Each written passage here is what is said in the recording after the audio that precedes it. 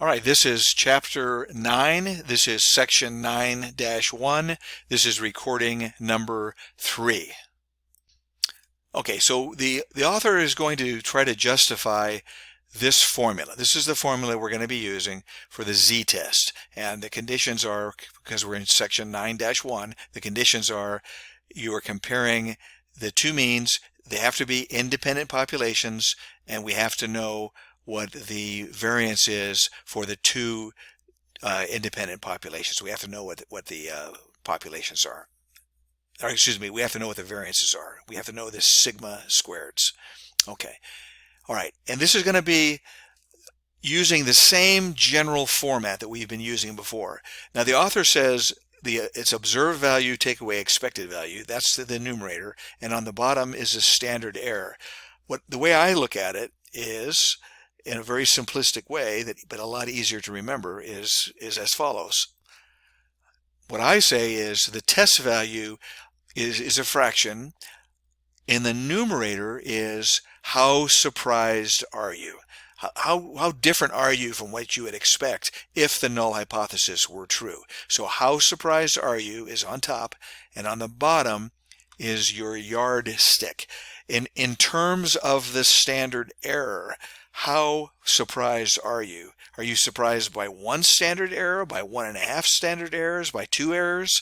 Are you surprised by 0.5 errors, 80% of a standard error? So it's a yardstick is on the bottom, okay? So that's kind of the way I look at this. Okay, so if we're going to talk about it this way, the observed value here, this is the x bar sub 1 take away x bar sub 2. So that's my first sample, the mean of all of those samples, or the mean of the data points in that first sample, and this is the mean of the data points in the second sample. So I got an x bar take away an x bar. That's my observed value. Okay, so in essence, what's happening here is the x bars are being considered as random variables, and we're saying, hey, these random variables, they have their own distribution. And so we're going to talk about that in just one second. But that's the basic concept here, is that these x bars, they have their own distribution. So if the x bar 1 has a distribution, x bar 2 has a distribution, well, it seems reasonable to me that x bar 1 take away x bar 2, it's going to have a random distribution, or it's going to have its own distribution as well. So let me say that one more time. X bar 1, x bar 2 are each to be considered as random variables with their own distribution. X bar 1 take away x bar 2, that difference, considering it as an entity all by itself, that entity has a distribution as well. Okay, so that's what you observe. You observe this difference between x bar 1 and x bar 2. Then subtract expected value.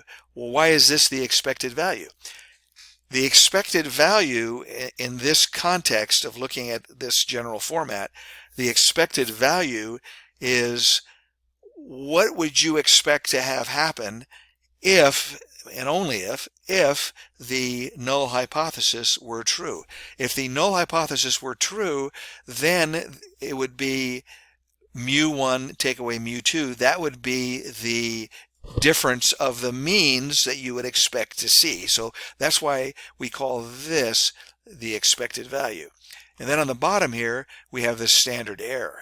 So I claim that the numerator is very straightforward. This is exactly what we've been seeing before. However, the denominator here, why is that the appropriate standard error? Okay. Now this cartoon here, he tries to explain this. He says, the theory behind testing the difference between two means is based on selecting pairs of samples, comparing the means of the pairs. So what he says here is that all possible pairs of samples are taken from the population. The means of each pair of samples are computed and then subtracted, and then the differences are plotted. Okay, so this is getting kind of complicated there.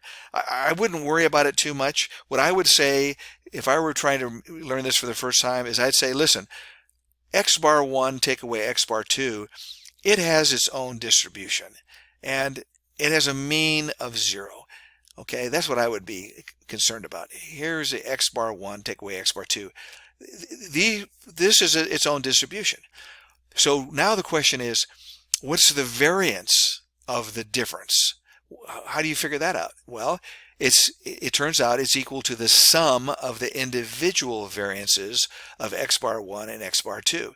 So that gives me this. Now, why is that true? Now, that's not intuitive. That is not obvious. So let me see if whenever I get into something like this that is not clear, I always just Google it and try to find a couple of references and take a look at it. So here's what I did. I did exactly that.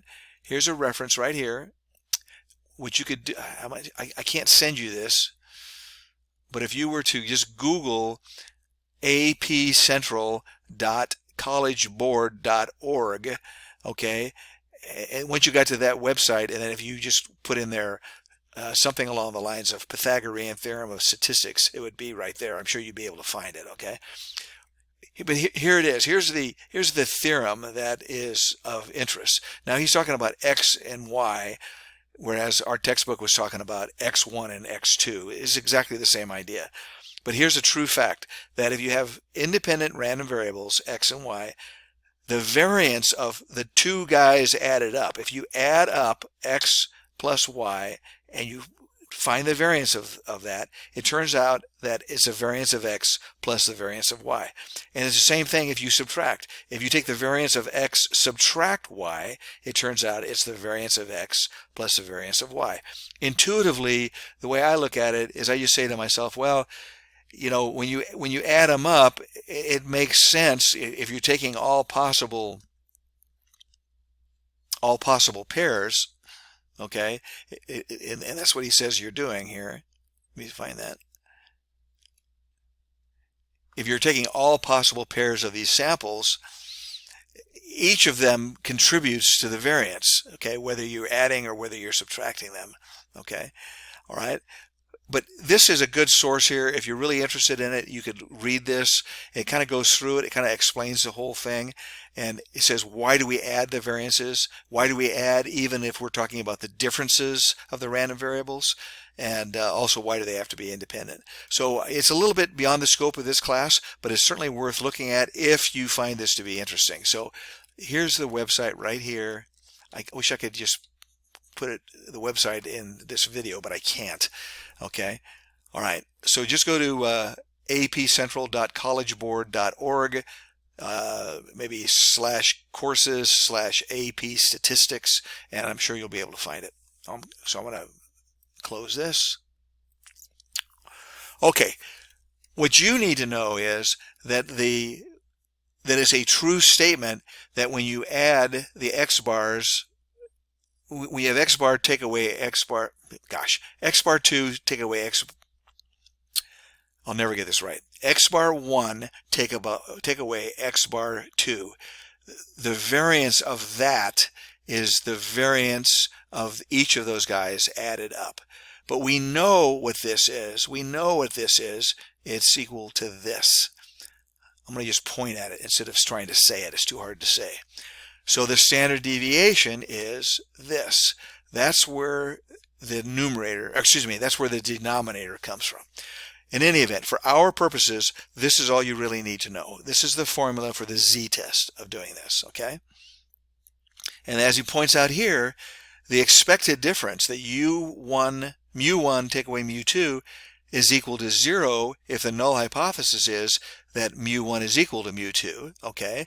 So this term here actually goes away, okay? All right, so what's more important in my view is to understand this Venn diagram here, okay? We got this Venn diagram situation. I think this is probably more significant as opposed to trying to convince ourselves or prove that the formula is correct. Let's assume that it's correct for the time being, if you don't mind. Okay, so this cartoon here is very, very useful. You have sample 1 and you have sample 2. So let's say that this is sample 1. Let's say these are the people in that first video we were talking about. In my first recording, I was using the example of taking this medication, the new medication they're talking about for COVID-19. All right, so let's suppose that the difference is not significant. So let's suppose that our random variable is the number of people that die, okay, or the percentage of people that die. In that article I showed you, the percentage of people that died was the same whether you took the medication or you did not take the medication. So that's this scenario here. The difference is not significant. Do you remember they said that the number of deaths was not statistically different? It was not a significant difference.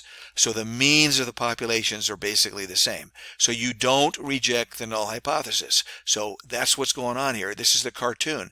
This sample 1, you took the medication, came out of the same population as sample 2. You did not take the medication, okay? Over here, we've got the different scenario. The difference is significant. The means of the population are different. So here we have they took the medication, and the average length of time before they recovered was 13 days. Over here, they did not take the medication. The average number of days before they recovered was 13 days. So there's according to the article, according to the government, there is a significant difference between these two results. So what we say is the difference is significant. The means of the populations are different. So they come from two different populations. We reject the null hypothesis. We reject the hypothesis that mu1 is equal to mu2 because x bar 1 take away x bar 2 is significant. So we reject them. They don't come from the same hypothesis. Okay. All right, so I hope that helped. You can read this if you like. I don't like trying to read these things. I can never remember these rules. If you just get the intuition down, you'll never go wrong, okay? Trying to memorize rules is just too hard as far as I'm concerned, okay? The key thing is that we're going to follow the same process, exactly the same process. The same critical values that we used previously are going to be used. We're going to get them from the same exact table. We're going to go through the exact same process. We're going to state what the hypotheses are. We're going to identify what the claim is. We're going to find the critical value. We're going to compute the test value. We're going to make the decision, and then we're going to do the result. We're going to summarize the result. So in the next video, I'll get started on example 9-1.